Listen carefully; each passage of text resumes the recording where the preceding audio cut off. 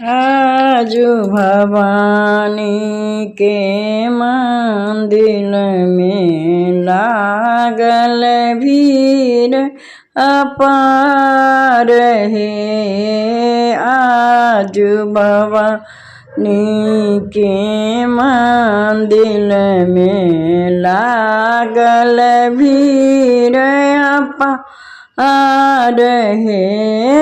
लागल भीड़ अपार है सखिया, लागल भीड़ पार है सखिया, लागल भीड़ अपार है।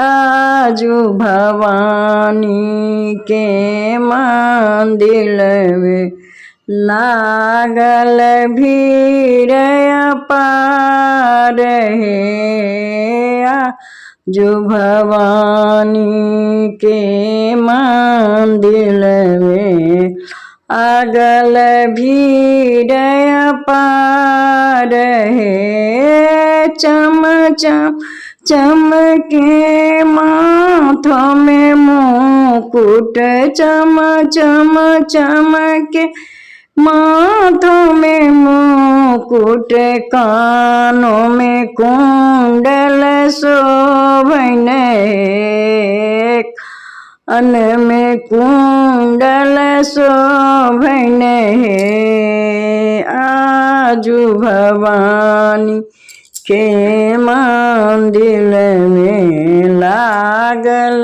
भीड़ अपार है।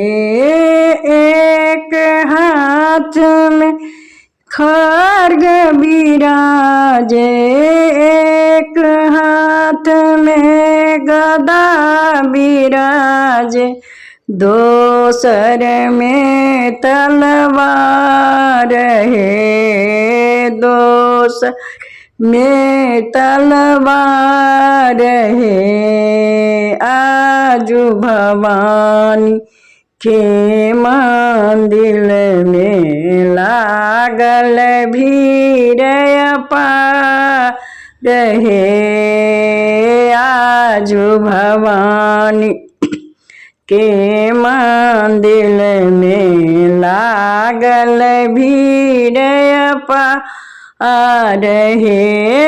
एक हाथ में खपर शोभन, एक हाथ में खपर शोभन, दोसर में त्रिशूल है, दोसर में त्रिशूल है। आजू भवानी के मंदिर में लागल भीड़ अपार है।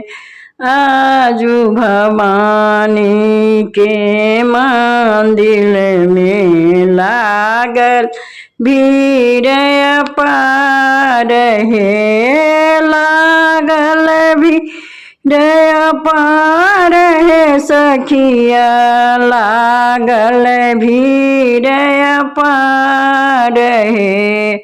आजू भवानी के मंदिर में लागल भीड़ अपार है।